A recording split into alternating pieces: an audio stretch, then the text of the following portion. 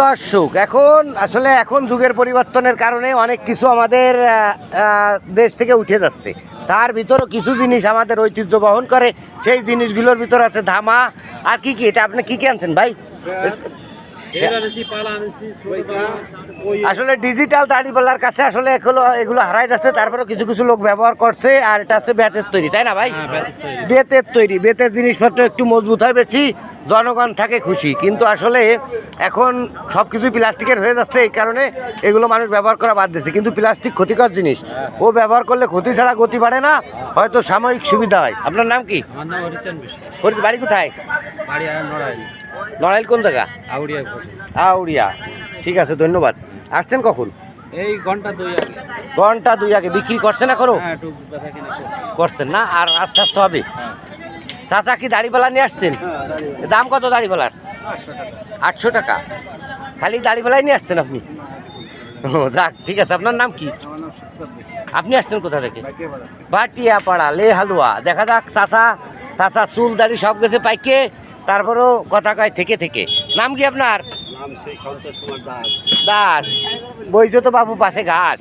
এখন কি নিয়ে আসছো?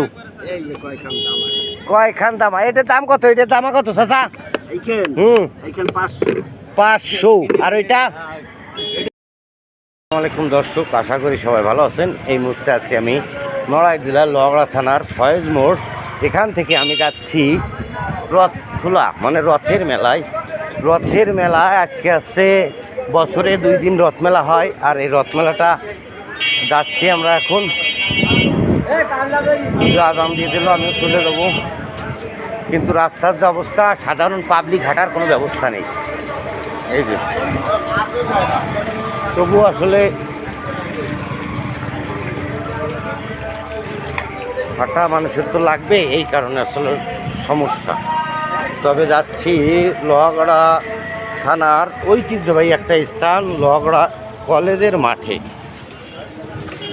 তবে মাঠে আজকে প্রচুর লোক জমায়েত হবে বিকেলবেলায়, কারণ হচ্ছে এখানে আজকে মেলা অনুষ্ঠিত হচ্ছে। আর এই মেলাটা বছরে 2 দিন হয়। এই 2 দিনে সব জেলা থেকে লোক আসে, যেমন মানে থানা বা এসে থেকে আপনাদের বাস্তবে কিছু দেখাবো।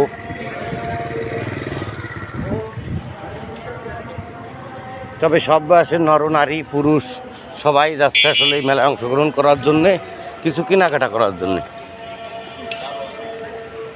মেলার আকর্ষণ, বিশেষ কয়টা আকর্ষণ আছে, এটা আপনাদের দেখানো দরকার। যাব কিভাবে সেই চিন্তায় আছি।